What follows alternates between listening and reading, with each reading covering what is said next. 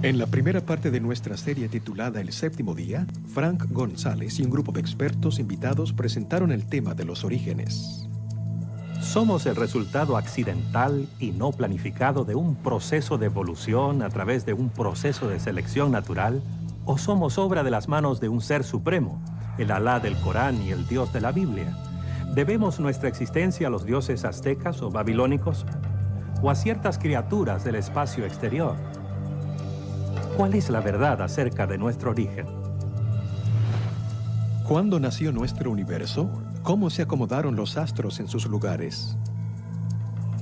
La ciencia puede explicar cómo se desenvuelve el universo y cómo ocurren las cosas en el mismo, pero no puede explicar por qué existen las cosas en vez de no existir nada. Por la palabra de Jehová fueron hechos los cielos, y todo el ejército de ellos por el aliento de su boca. Y acabó Dios en el séptimo día la obra que hizo, y reposó el día séptimo. Dios crea el mundo en 6 días y descansa en el sábado. Con todo, el sábado es también en sí una creación que sitúa los otros días en perspectiva.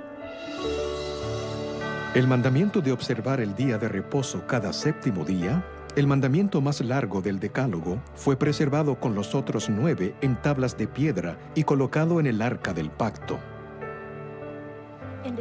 La gente hoy necesita hallar un santuario en el tiempo, lo cual es el sábado.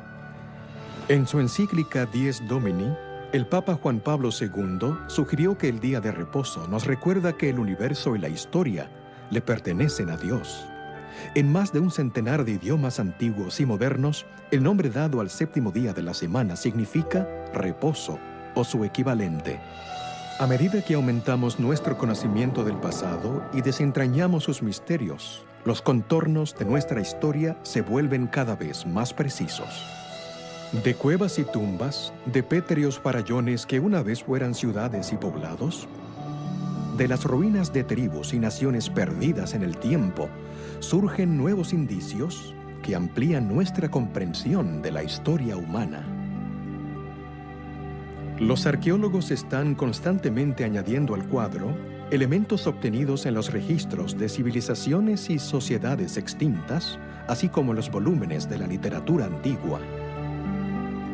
Hay un día que establece la estructura semanal del tiempo y conecta a la familia humana con sus orígenes, el sábado, séptimo día, que nos une con el Creador. Y ahora, la segunda parte de la serie, Un santuario en el tiempo.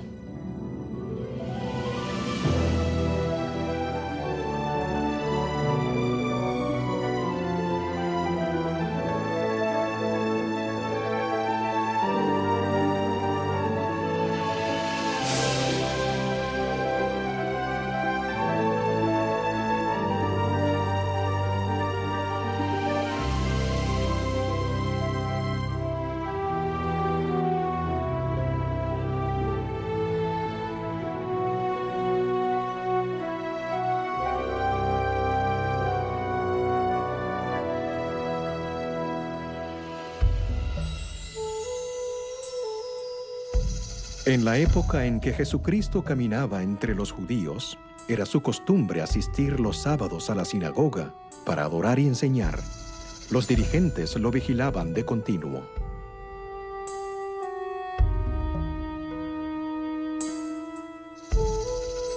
Algunos de los rabinos discutían con él acerca de la forma correcta de observar el sábado. Acechaban para ver si sanaría a la gente en el día santo, con el fin de acusarlo de quebrantar el sábado.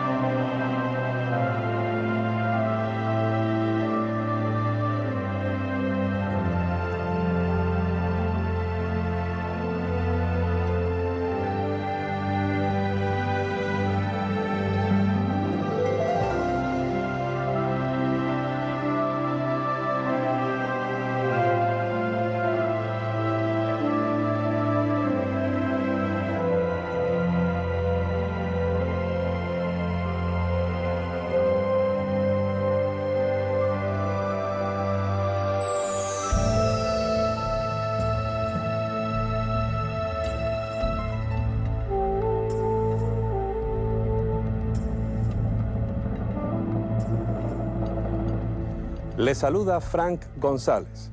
Bienvenidos a la segunda parte de Un santuario en el tiempo. Lo que hizo Jesucristo en cierto sábado específico casi 2000 años atrás fue verdaderamente revolucionario. Hizo milagros de sanidad y con ellos se ganó el corazón del pueblo. Sin embargo, esto lo puso en conflicto directo con los líderes judíos. Al aseverar ser el Señor del sábado, desafió su autoridad espiritual, lo cual iba a desembocar en su infame juicio y muerte en la cruz.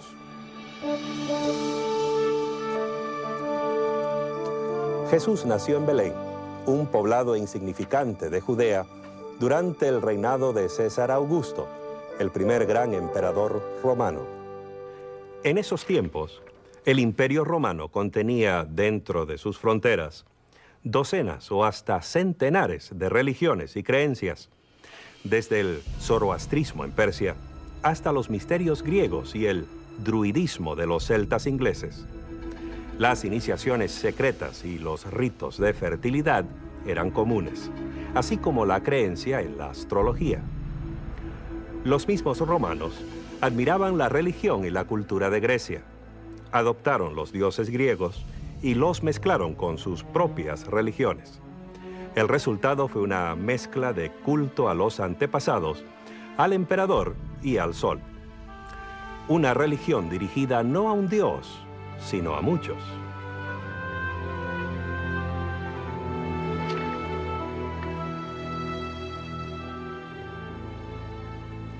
Los judíos, por su parte, adoraban a un solo Dios. A pesar de verse rodeados por las imágenes de las deidades griegas y romanas, servían a un Dios invisible. No tenían imágenes que los representaran. No celebraban ritos de iniciación o de fertilidad. En cambio, tenían un día que los apartaba, un día sin igual en ninguna otra religión. Era un período de 24 horas dedicado completamente a su Dios. Los judíos tenían el sábado. Después del éxodo de Egipto, Dios hizo un pacto con Israel. Parte de este contrato incluía los 10 mandamientos. El cuarto de estos manda guardar el sábado, el séptimo día de la semana, como un memorial de su creación y su redención de Egipto. Al guardar este día santo, que era una señal entre Dios e Israel, recordarían que el Señor era su Dios y ellos su pueblo. Guardad mis sábados, porque el sábado es señal entre vosotros y yo por vuestras generaciones, para que sepáis que yo soy el Señor que os santifico. Podemos suponer que los judíos del primer siglo conocían y estudiaban los 10 mandamientos. El Decálogo les decía, tal como nos dice a nosotros, que el sábado es un recuerdo de que Dios creó el mundo en 6 días y es un memorial del éxodo de Egipto. Para los judíos del primer siglo, el sábado era un período de intensa espiritualidad, una ocasión para relacionarse con el Dios que creó el universo en 6 días y reposó en el séptimo. Por eso, ellos también reposaban el día séptimo. Además, en la liturgia judía recordaban que Dios los había sacado de Egipto. De este modo, el sábado llegó a ser para ellos una celebración de su libertad. La observancia del sábado era la marca inconfundible del judío. Lo ponía aparte de todos los demás. No se la podía esconder. A ojos de los observadores griegos y romanos, la observancia del sábado era una de las peculiaridades de los judíos. Veían un pueblo que cada séptimo día se abstenía de trabajar. Los griegos y romanos no tenían nada comparable. Los judíos del primer siglo aprovechaban que no podían trabajar en sábado, dedicándolo a regocijarse. El viernes de noche servían una cena deliciosa a la luz de las velas y a menudo incluía 2 hogazas de pan para conmemorar el maná que cayó en el desierto. El sábado, sin duda, asistían a la sinagoga. Allí podían ver a sus amigos y conversar con ellos. Y según las evidencias que tenemos, también estudiaban la Torah y adoraban juntos. A los observadores externos les llamaba continuamente la atención la rara costumbre judía de negarse a trabajar el sábado. Un filósofo, Séneca, llegó a decir que los judíos, al no trabajar durante el sábado, dedicaban la 7ª parte de su vida a la ociosidad. Cuando Jesús apareció en escena, el sábado había quedado aplastado bajo el peso de numerosos reglamentos arbitrarios. Los rabinos habían transformado el reposo sabático en una ciencia detalladísima, carente de gozo o significado.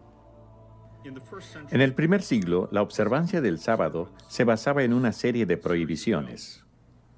Se prohibía atar o desatar un nudo, cocinar, escribir más de una letra del alfabeto, llevar cualquier carga, aún cosas en el bolsillo, así como mucho del trabajo cotidiano, por ejemplo, preparar pieles y cueros y las actividades necesarias para la subsistencia. Se prohibía prender fuego para cocinar o apagarlo, así como viajar más de 2000 codos más allá de la vivienda de uno. 2000 codos equivalen a casi 1 kilómetro. La forma como los judíos guardaban el sábado era muy legalista. Uno no se podía mover, no podía hacer nada, pero Jesús vio que esa era una distorsión del plan que Dios tenía para la humanidad.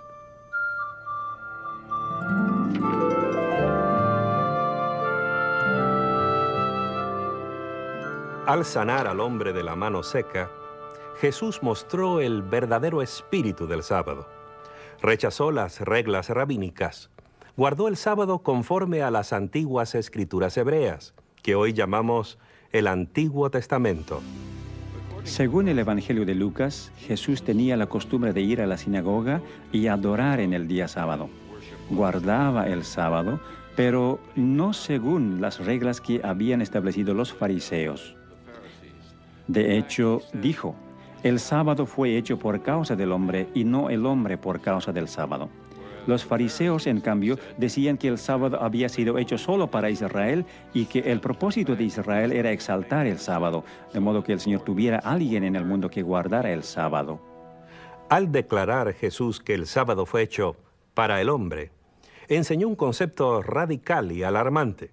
Con razón provocó tan dura oposición de los líderes judíos.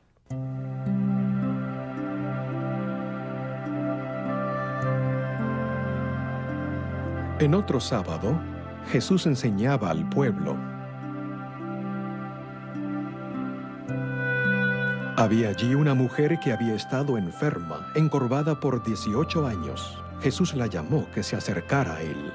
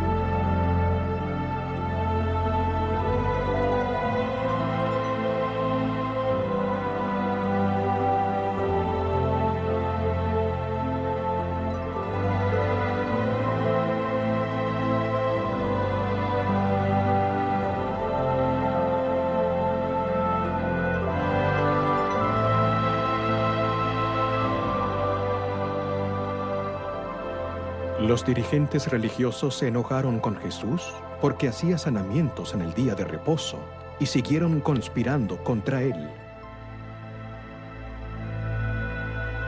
Para los líderes religiosos, esa conducta era un escándalo, en especial por quebrantar su regla del peligro mortal. La regla del peligro mortal decía que se podían hacer ciertas cosas en sábado solo en casos de vida o muerte. Se podía salvar a alguien cuya vida estuviera amenazada, pero no se podía sanar a un enfermo crónico en sábado. Había que dejarlo para otro día. Pero Jesús no quiso esperar otro día. Básicamente estaba diciendo, ustedes desatan a sus animales para que estos reposen el sábado, pero me critican a mí por haber soltado la carga de esta mujer, de modo que pueda guardar el sábado por primera vez en muchos años. Era un argumento devastador. San Juan, en su registro de la vida de Jesús, informa que por esta causa los judíos perseguían a Jesús y procuraban matarlo, porque hacía estas cosas en sábado. Acusaban a Jesús de quebrantar el sábado. Temían que si la gente seguía a Jesús, llegarían a ser una nación de quebrantadores del sábado, lo cual les acarrearía la ira y los juicios de Dios. Así perderían su nación. Fue este temor lo que los llevó a crucificar a Cristo.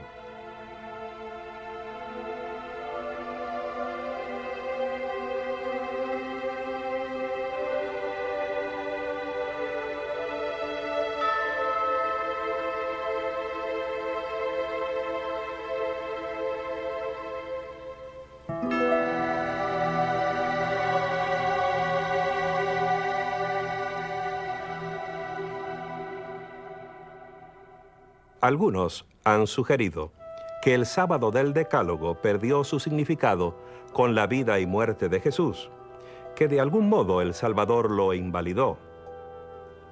Cuando Dios dijo que el sábado fue hecho para el hombre y no el hombre para el sábado, podría haber dicho que el sábado había sido dado para Israel y que no era necesario que los no judíos, y quizás hasta los mismos judíos, lo guardaran. Cristo tuvo muchas oportunidades para decir que el sábado no era importante, que era hora de terminar con él. En cambio, todas las controversias que tuvo con los fariseos no tuvieron nada que ver con la validez del sábado, sino cómo debía ser guardado. Si alguna vez hubo alguna duda en cuanto a cómo guardar el sábado, Cristo la disipó. El secreto era seguir la autoridad de las Sagradas Escrituras y no las leyes y tradiciones humanas. Lo humano había invadido a tal punto el sábado que la realidad original casi no se veía. Jesús se abrió paso a través de todo eso hasta exponer el corazón del sábado, a saber, la relación que debe existir entre nuestro amante Creador y su pueblo. De este modo, el sábado, apartado de las actividades seculares, podía ser un día de acción, de cuidar a nuestros semejantes, un día de comunión social, en el cual dedicar más tiempo a Dios, a nuestra familia y a nuestros vecinos y amigos. Muchos devotos cristianos se sorprenden al leer que su propio día de culto se basa en reglas y tradiciones eclesiásticas y no en las Sagradas Escrituras. Algunos creen que Jesús quebrantó a propósito el sábado para establecer un nuevo día cristiano de culto. Esta idea carece de apoyo bíblico o histórico. Jesús no quebrantó el sábado del Decálogo. Lo que hizo fue desafiar las costumbres y tradiciones humanas. Al hacer esto, mostró la verdadera forma de guardar el sábado bíblico. De hecho, Jesucristo liberó el sábado de las tradiciones que lo habían convertido en una rígida formalidad y restauró su verdadero propósito como una celebración de la relación correcta entre el hombre y su prójimo y con su Creador.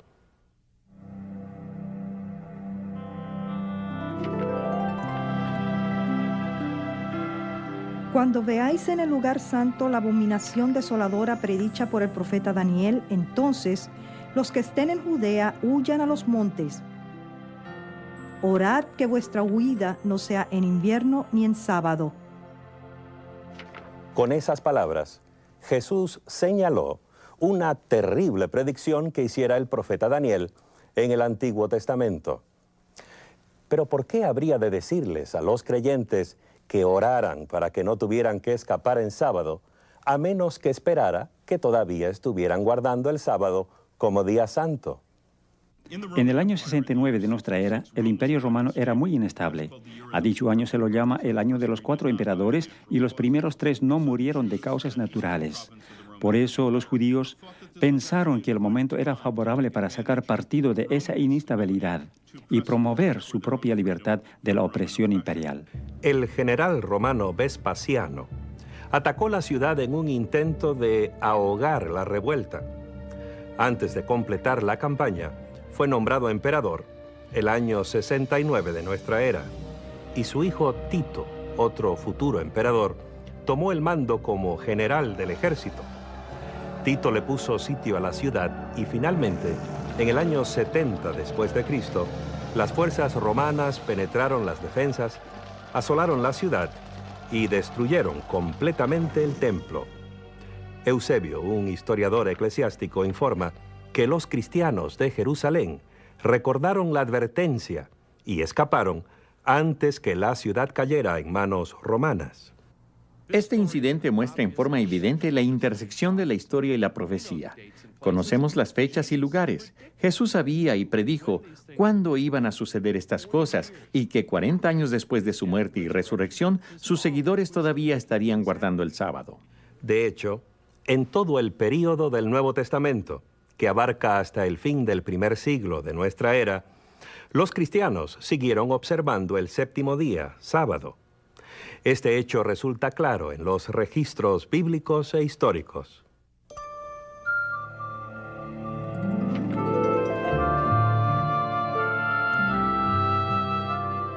Para los primeros cristianos, su relación con el judaísmo no era una interrupción, sino un progreso. En efecto, su religión se basaba en el cumplimiento de las esperanzas y expectativas del Antiguo Testamento. Los cristianos no creían estar fundando una nueva religión. Creían ser judíos, el verdadero Israel. Eran los hijos de Abraham. Si eran gentiles, eran hijos de Abraham por la fe.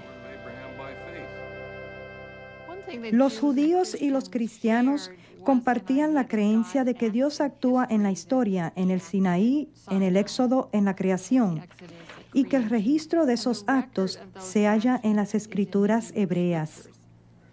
El corazón de la teología cristiana y judía lo conforma la creencia de un solo Dios personal, un creador amante que se relaciona con sus criaturas.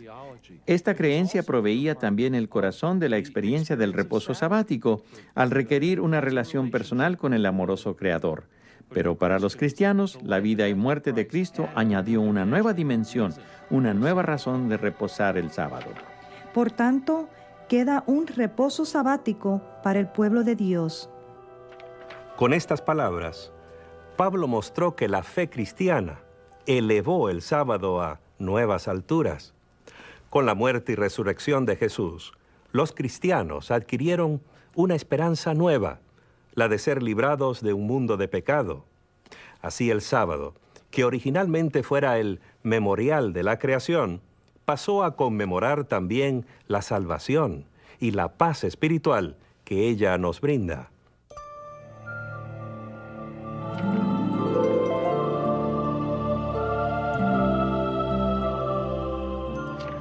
Esto plantea una pregunta interesante. Si los cristianos del primer siglo observaban el sábado del Antiguo Testamento, el séptimo día de la creación y el cuarto mandamiento, ¿por qué la mayoría de los cristianos observan hoy el domingo? ¿Cuándo se cambió el sábado por el domingo?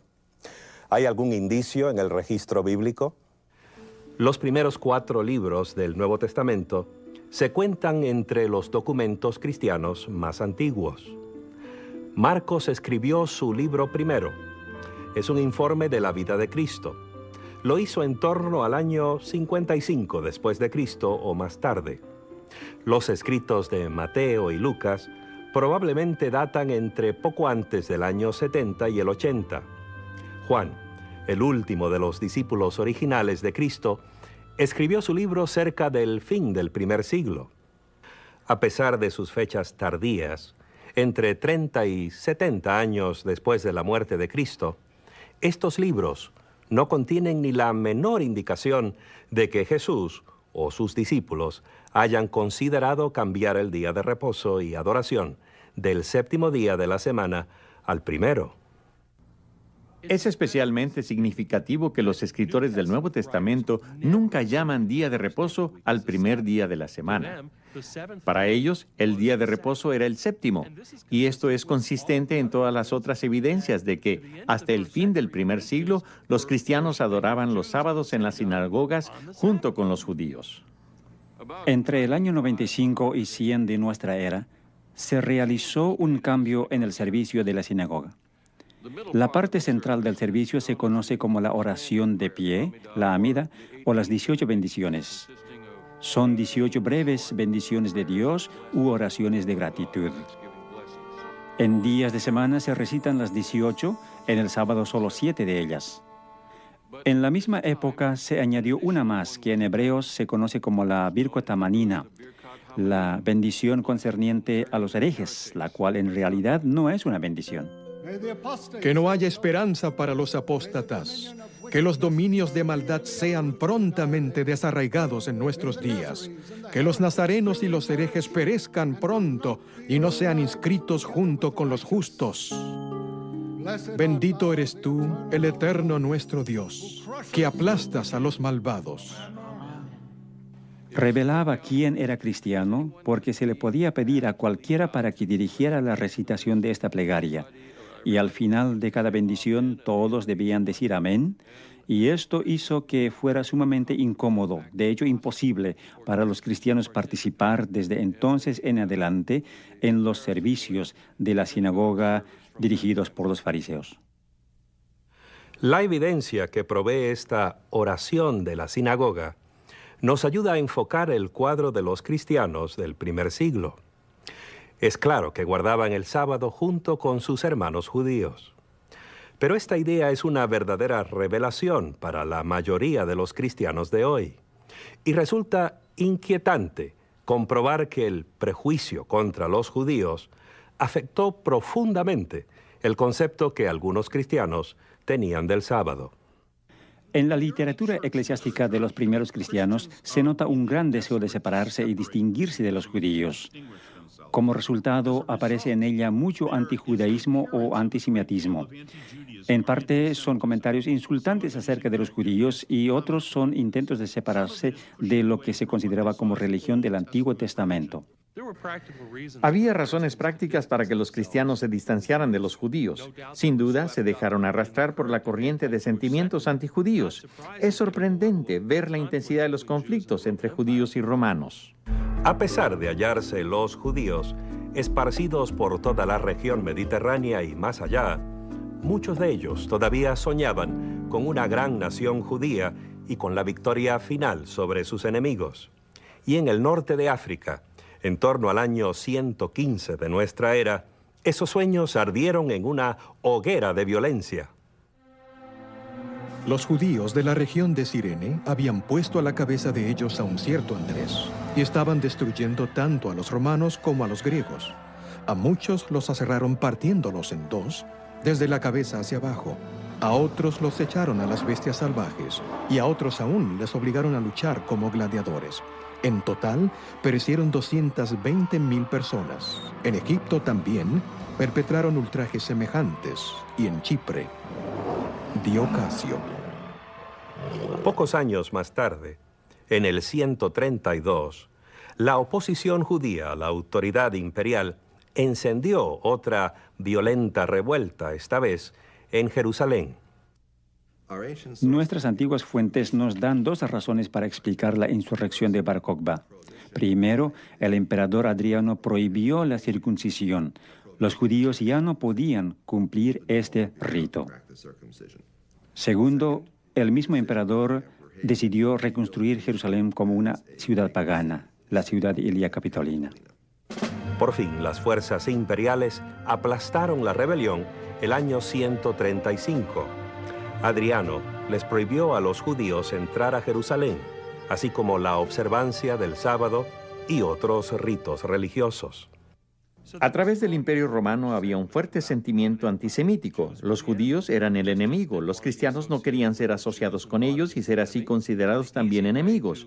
Fácilmente podían dejar de lado la observancia del sábado, que era una marca de judaísmo. ¿Dónde, pues, y cuándo comenzaron los cristianos a observar un día distinto de culto?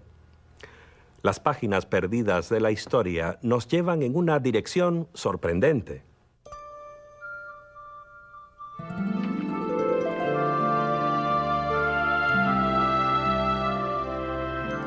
Alejandría, Egipto, fundada el año 332 a.C.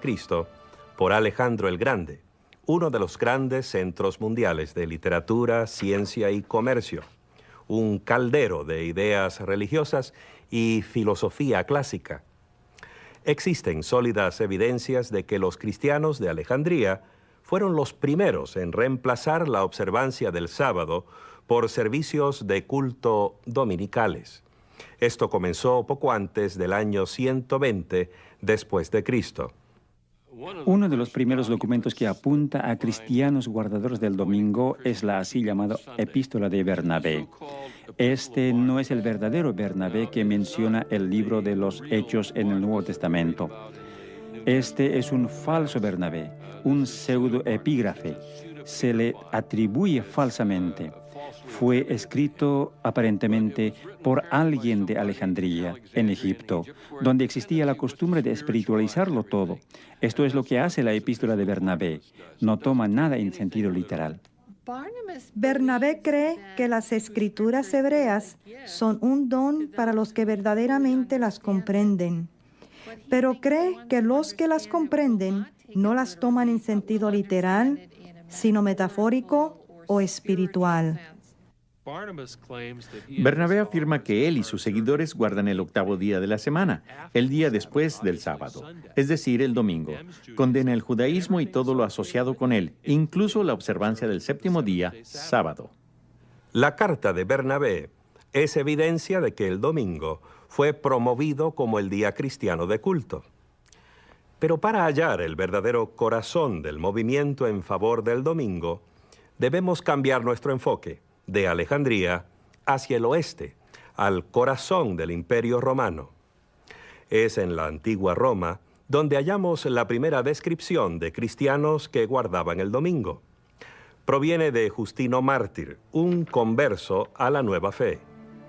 Pero el domingo es el día en que celebramos nuestra asamblea común, porque es el primer día en que Dios, habiendo efectuado un cambio en las tinieblas y la materia, hizo el mundo. Y en el mismo día Jesucristo, nuestro Salvador, se levantó de los muertos. Los antiguos cristianos que comenzaron a guardar el domingo necesitaban una justificación teológica para guardar el primer día de la semana. Y la encontraron al vincular el primer día semanal con el primer día de la creación. Al hacer esto, estaban negando la autoridad de Cristo, quien se declaró a sí mismo Señor del sábado, el séptimo día de la creación.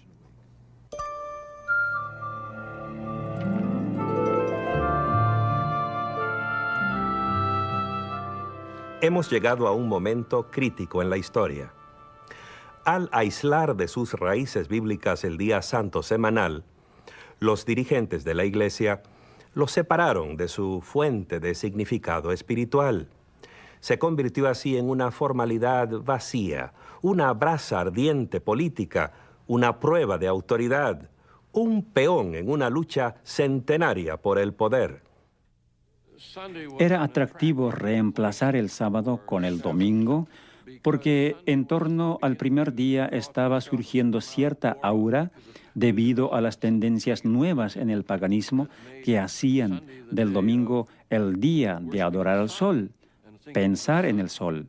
Supongo que era inevitable que se infiltraran en la cristiandad elementos del culto pagano.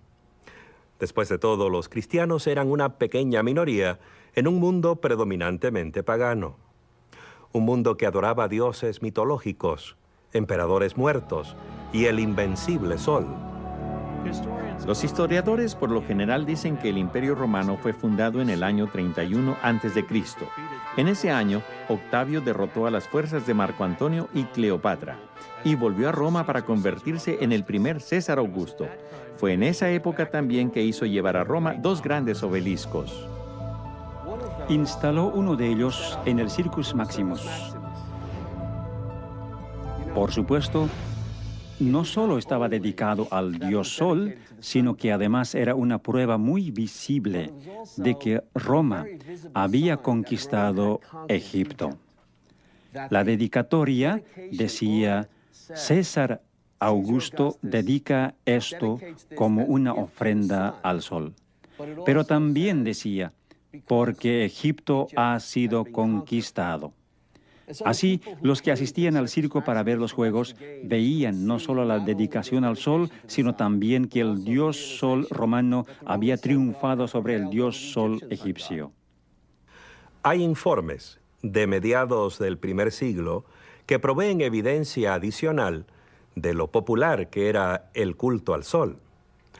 Nerón, el notorio emperador, comisionó a un escultor para que creara una estatua de casi 35 metros de altura, con su propia cabeza esculpida al estilo del dios Sol.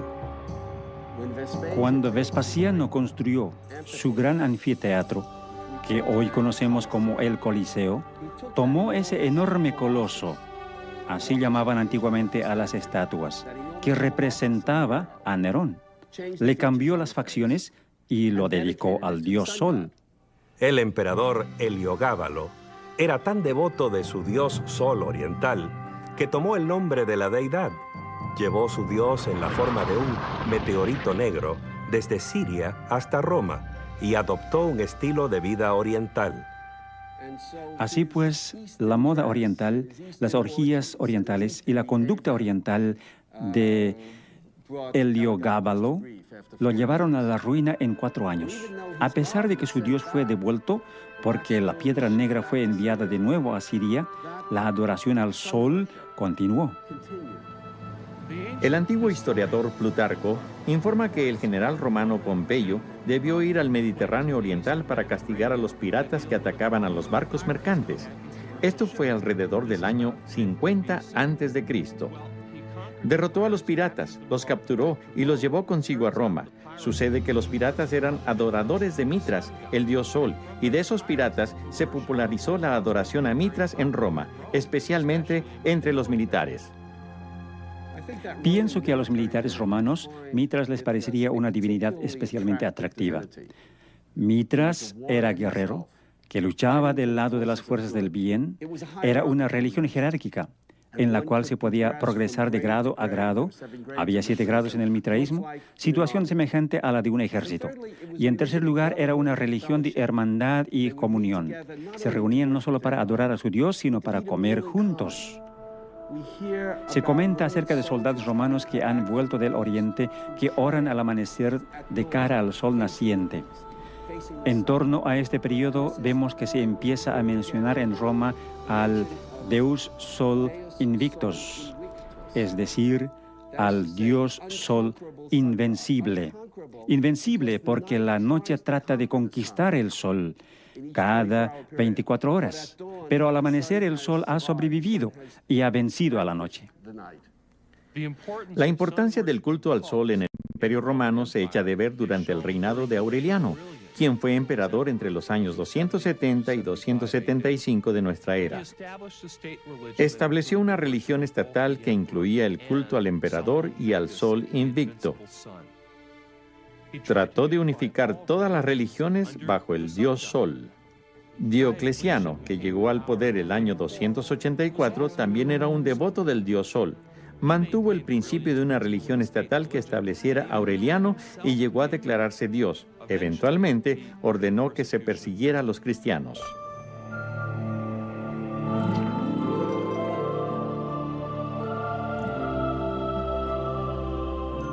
A ciertos dirigentes cristianos les pareció buena idea aprovecharse de la popularidad del domingo. En especial, la observancia del domingo haría que el cristianismo les resultara más atractivo a los paganos que ya adoraban al sol en ese día. Por ejemplo, el emperador romano Constantino era, al igual que Aureliano y Diocleciano antes que él, un adorador del sol. Fue el primer emperador romano que profesó el cristianismo. Supuestamente se convirtió durante una campaña contra sus rivales. Las biografías escritas por sus partidarios dicen que antes de una importante batalla cerca de Roma, Constantino vio en el cielo una visión de la cruz. Acreditó a esa visión su victoria subsiguiente y se declaró cristiano. Los historiadores debaten si la conversión de Constantino fue o no genuina, ya que a través de casi todo su reino mantuvo sus supersticiones paganas. Solo cuando se hallaba en su lecho de muerte, consintió en su bautismo. A pesar de eso, su reinado marcó un vuelco dramático en la historia de la cristiandad. El año 313, con la aquiescencia de su corregente Licinio, legalizó la religión cristiana. El reinado de Constantino el Grande conforma una de las épocas en la historia del mundo. Es la era de la disolución del Imperio Romano. el comienzo, o más bien la consolidación de un nuevo tipo de despotismo oriental, con una nueva capital, una nueva constitución y finalmente una nueva religión. ¿Se convertiría Constantino al cristianismo o sucederían las cosas en forma opuesta? ¿Quién sabe? Pero lo importante para nosotros es que lo que surgió fue una iglesia diferente y un estado diferente. De hecho, ambos estaban tan íntimamente mezclados que es difícil ver dónde terminaba uno y el otro comenzaba. Al parecer, la religión personal de Constantino era una mezcla de adoración solar mitraísta y cristianismo. Según Eusebio, su biógrafo cristiano, Constantino ordenó a sus ejércitos a ser celosos en honrar el día del Señor, el domingo, refiriéndose a él como el día de la luz y del sol, términos que son claramente paganos. Veamos un pasaje de su famosa ley dominical del año 321.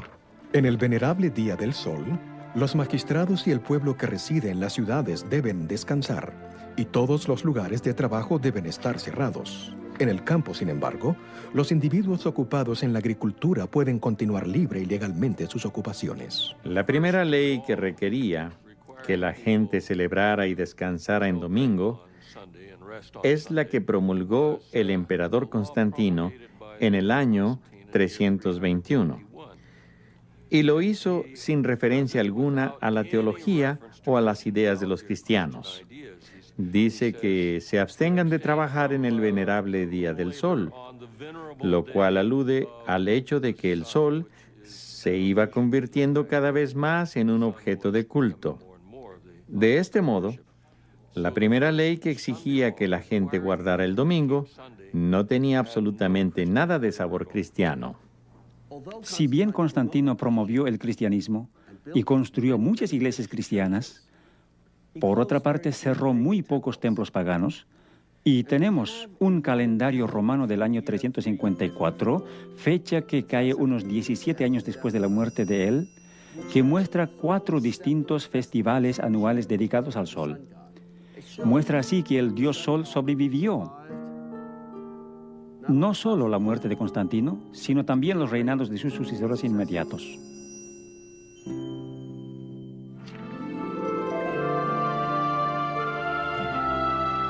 La ley dominical de Constantino, ¿le puso término a la controversia entre el sábado y el domingo? No. Según registros de la antigua ciudad de Laodicea, donde se reunieron los dirigentes de la iglesia en torno a mediados del siglo IV. El concilio eclesiástico de la Odisea trató específicamente de si había que leerse las escrituras en los servicios del sábado y qué pasajes debían escogerse. Léanse en el sábado los evangelios y las otras escrituras. El hecho de que el concilio trató el tema es prueba irrefutable de que aún había miembros de la iglesia cristiana que asistían a los servicios de culto en día sábado. Recordemos que esto sucedía más de 300 años después de Cristo. Pero eso no es todo. Los cristianos no deben judaizar descansando el sábado, sino que deben trabajar en ese día y honrar más bien el día del Señor, y si pueden, descansar entonces como cristianos. Pero si se sorprende a cualquiera de ellos siendo judaizante, sea anatema de parte de Cristo. ¿Qué quiso decir el concilio al hablar de judaizantes? Los judaizantes eran los cristianos que no trabajaban en sábado, al igual que los judíos. Los dirigentes de la iglesia querían que todos trabajaran el sábado y descansaran el primer día de la semana, al cual empezaron a llamar el Día del Señor. Esta disposición concordaba con la ley dominical que había promulgado el emperador Constantino. A pesar de la popularidad de la adoración al sol y las leyes dominicales de los emperadores, muchos cristianos siguieron adorando en el séptimo día, sábado. De hecho, fueron minoría las iglesias que abandonaron el sábado. Si bien casi todas las iglesias del mundo celebran los sagrados misterios en sábado cada semana, los cristianos de Alejandría y Roma han cesado de hacer esto. Sin duda alguna, los cristianos todavía observaban el séptimo día, sábado, en la segunda mitad del siglo IV. A pesar de los argumentos teológicos, los prejuicios antijudíos y el decreto de un emperador, el sábado del Creador no había muerto. Los siglos subsiguientes vieron cómo el sábado se mantuvo como el corazón de la controversia entre los papas y los patriarcas.